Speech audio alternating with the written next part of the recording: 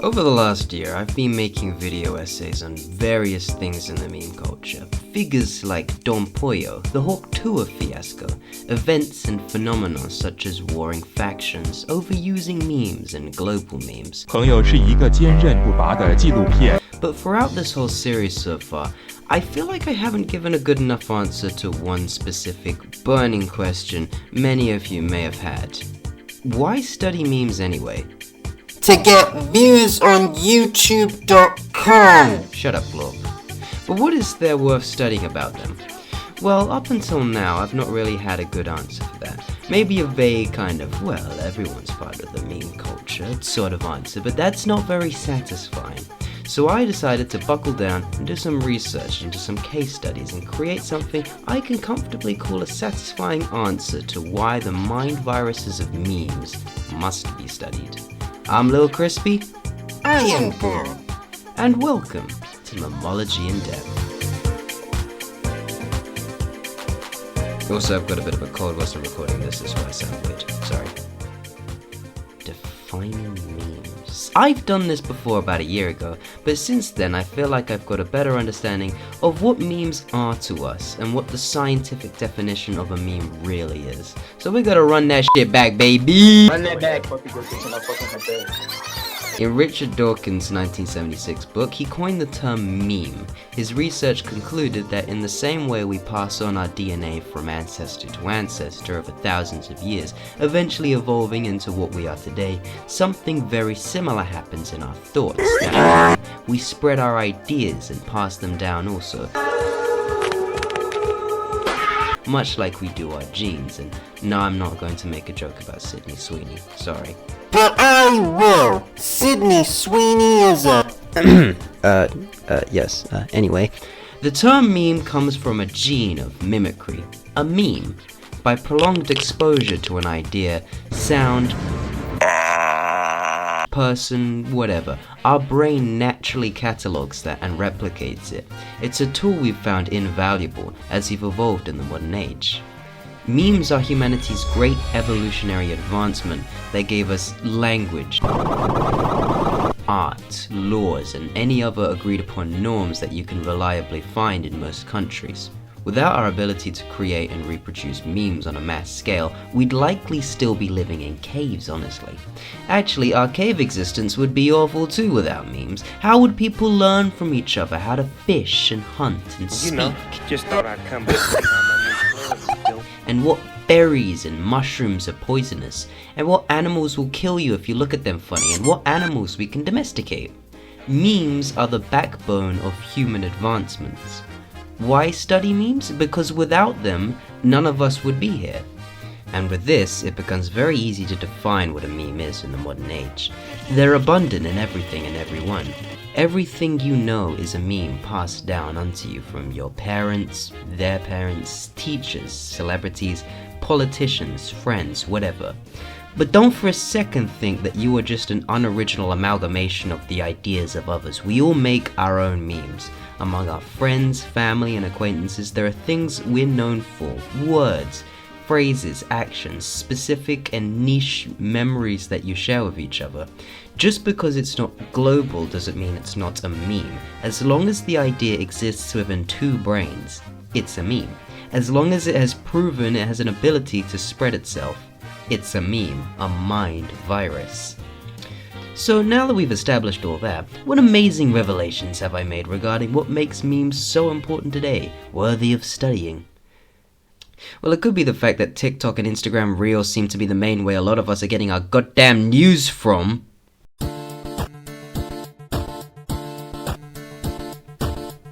Unironically, much of our newsfeed is coming through memes, or at least meme-adjacent media. You ever be scrolling through your preferred brain rot injecting platform and see a post that looks like this? I see them all the time, personally, and of course that's a very anecdotal answer. However, these kinds of posts infiltrate my feed all the time and usually have likes in the hundreds of thousands, sometimes over 1 million, so that gives at least a rough estimate of how many people are seeing and interacting with this. And that's the main large accounts. I'm not counting small accounts that do the same or with their own little twists, you know. Like the classic XXX Tentacion meme, where you take the face of a recently deceased person and split it down the middle with a picture of Jarce Onfroy. I know multiple people who found out about the deaths of several people through this meme format. For me, it was the Pope. God, that was weird. I found out Joseph Stalin died through this meme format. Huh. You're older than I thought, Glorp. No, I just had no idea he was dead until I saw this image the other week. Oh, never mind then. Anywho, we're glued to our feeds 24/7, and they are often the first things that can and will react to these events. Think for a second just how easy it would be to just use the house styles of these news posts and post some complete bollocks and have people believe you. In fact, I know of 2 separate accounts that do that just for shits and gigs. Essentially, we've wrapped back around to the days of the Onion. There is very little separating the meme sphere and the news sphere. When scrolling, you could see a funny cat, half-naked woman, brutal workplace accidents, Twitter screenshots, and important updates on world events, all in the span of a minute. What effect will this have on the human brain? I don't know. I don't have a human brain. My head is hollow. Which is why I implore we think more critically on our feeds and our sources of news. If we don't, it could lead to more of our next topic of discussion.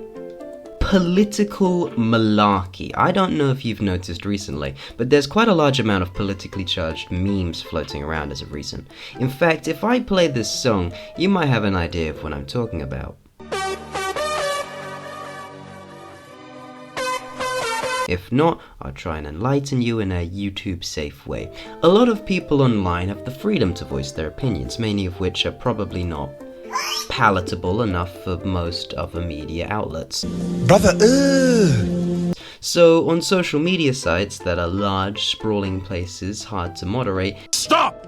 You violated the law! niche memes can grow very large, big enough even to start to influence real politics.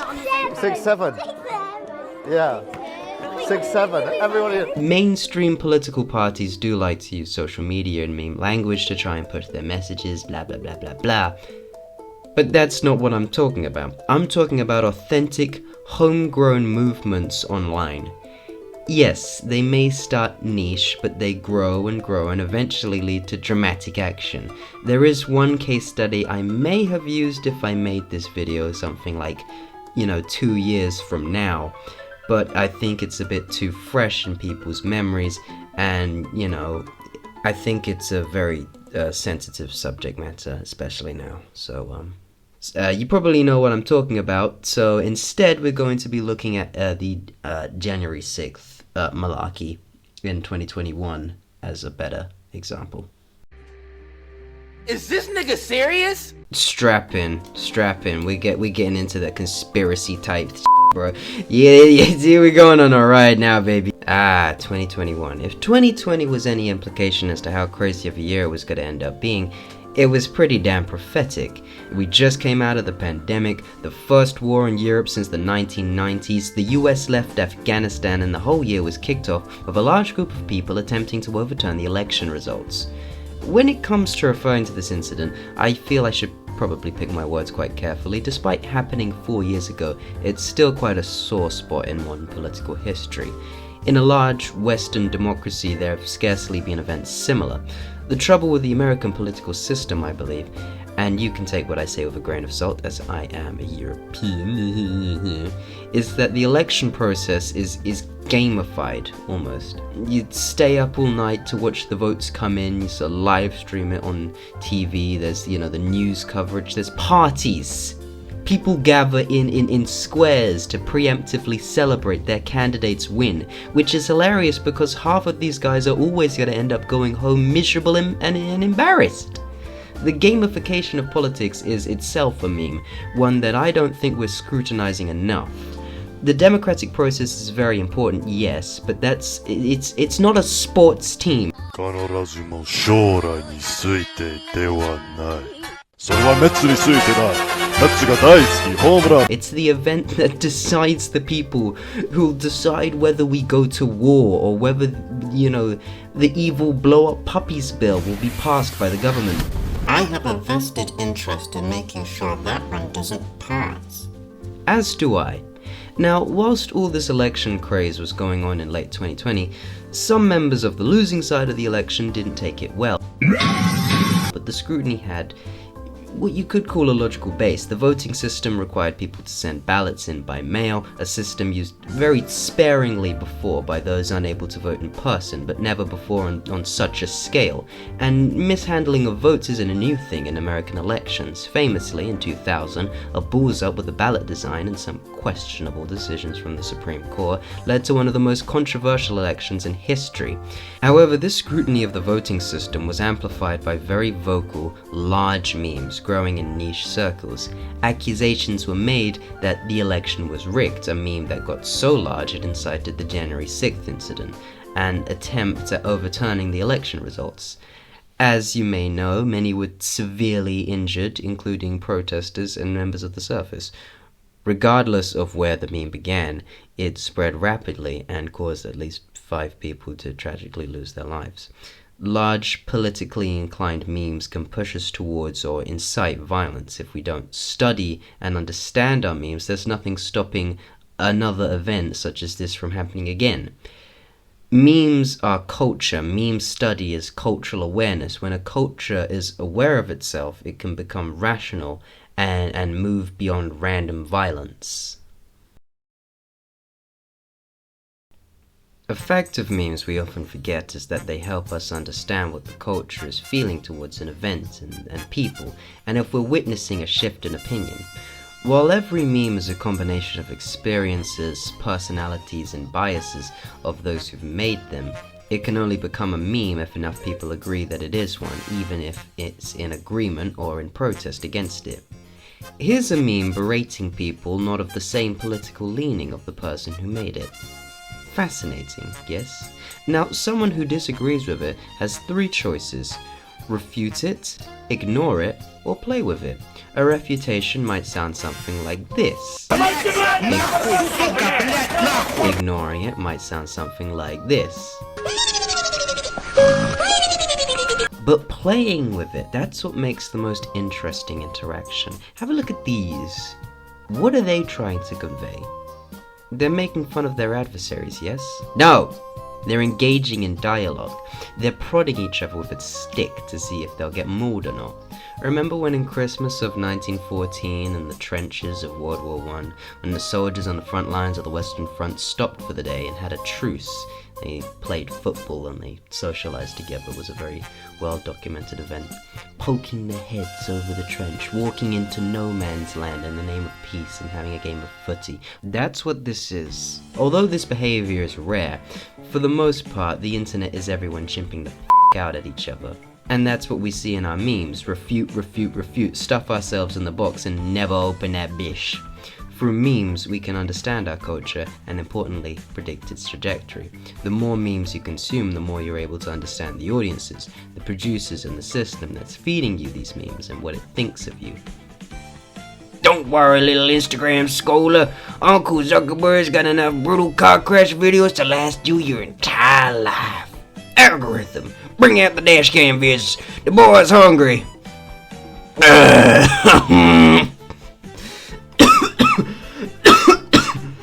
That was not a good idea. So what assessments can we make about the culture using memes today? Well, the general apathy, and that one's quite prominent. Oh yeah, that's something alright. Memes seem to permeate this atmosphere of indifference and misery, and who can blame them? Internet memes are mostly made and consumed by their young'uns, and today, young people are confronted with the wonderful reality that they'll likely never own a home. Every aspect of their lives has been commodified, and they'll live to see robots take over the world. Which is inconvenient for me, because I was planning on taking over the world myself. Indeed. So we can infer these societal woes through the memes. What else, Glop? I don't know. You came up with this. Fair enough, but, I was trying to keep a bit of an open forum going. Well, there's the one about everyone complaining about how much employment sucks. Yeah, that's the You know, the whole J slur debacle and the AI SpongeBob, and he's going like, my collar's blue, my neck is red. Yeah. What else? How about just everything everyone is feeling at any time? Aye, that's true. Sites like Twitter and Tumblr and that were created so people could vent to the world what was on their minds at any moment, and they still do. Through it, we can see a shifting culture from yelling out our most coldest takes and mainstream opinions, framing them as revolutionary or whatever, and now we post about how we think gnomes are spying for MI5, or this one where Vinny so eloquently says, pubes like tumbleweed on the ferry. How queer. The internet is one large soapbox, and we're all giving trivial speeches about bollocks 24/7. Hell, I'm doing it right now. When I say we should study memes, what I mean is we should study the important ones, and piece together trends. Finding something important in modern day social media is like trying to find an actual child at Disney World amongst all the 30-year-olds in their Hunchback of Notre Dame merchandise. But by analyzing trends, we can see what our culture is doing, how it's doing, and maybe predict what's going to happen next. And if you can do that, and you just so happen to be devoid of morals, you could probably profit off those memes. Importantly, and something that's not talked about enough, is the monetary value of memes. The memescape is incredibly profitable, and while it's impossible to make a rough prediction of the annual wealth generated, many people have a career out of memes. YouTubers who make videos on memes or heavily utilize them are abundant, and don't just earn a living for themselves, but also people who work on their videos, like researchers and editors, meme makers on like sites like Instagram and TikTok. You can make a profit out of it if you become a big popular meme person, like Don Pollo. You can profit off of that. Wait.